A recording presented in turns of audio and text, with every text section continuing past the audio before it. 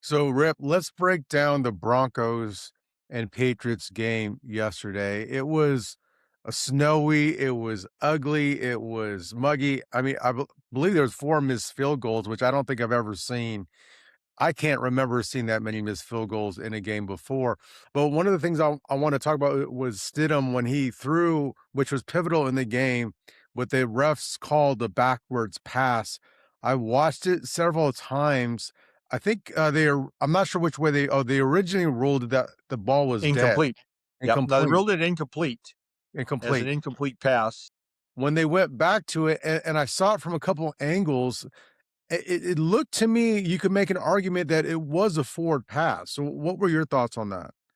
Well, I think until you actually, break it down in a lot of areas, initially it looked like, he was pushing it towards the line of scrimmage. And then you kind of see his push where his body ends up and where the ball lands is, and he's going backwards too, about the same area as he, where the ball landed, where his body ended up kind of coming to. So that tells you right there that the ball had to be coming backwards because he was being pushed at the time.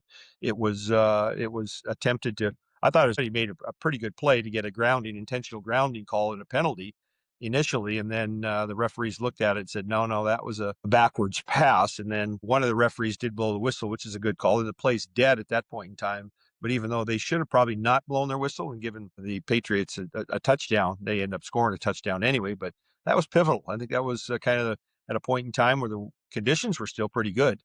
There was no snow, and then right around the start of the second half, the snow. Not only did the snow come, but you can see significant wind was coming with it. It was like blowing snow, and for kicker's nightmare anyway is wind, and never mind having snow on top, and the snow was staying on the ground. So that was just tough, and you feel bad for Jarrett, because he was, I think, pretty pumped about maybe getting an opportunity to do something special and take as a backup, take a team to a Super Bowl. But kudos to Mike Vrabel. I mean, what a job he has done! What an amazing job he has done, along with McDonald at Seattle, and to put their teams where they are and playing for that Lombardi Trophy is what it's all about.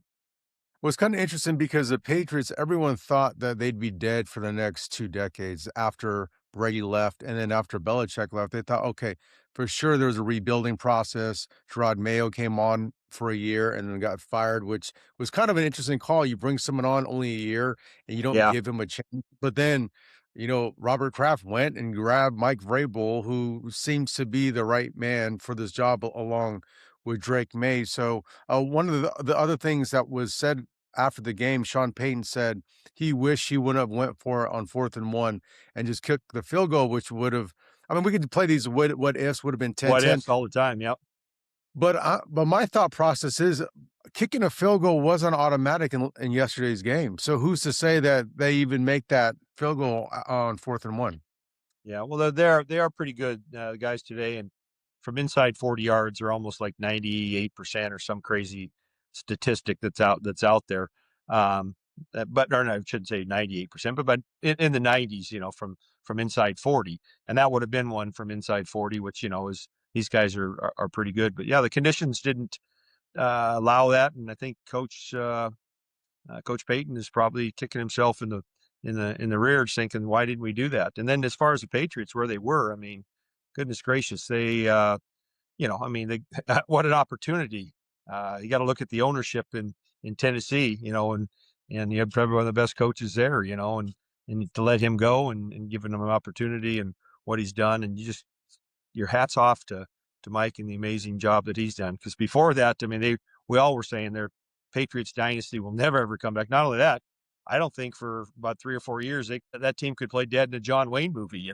They were just kind of going through the motions and trying to find themselves, and then they finally settled in on playing hard nosed defense, running the football, and having a kid that was pretty accurate. I mean, I think Drake Mace percentage throwing the football was 70% throughout the season, which is amazing. And I think that just says a lot for Robert Kraft, the organization, to get a guy settled in on a guy that I think is everyone respects and as a former player and as a head coach.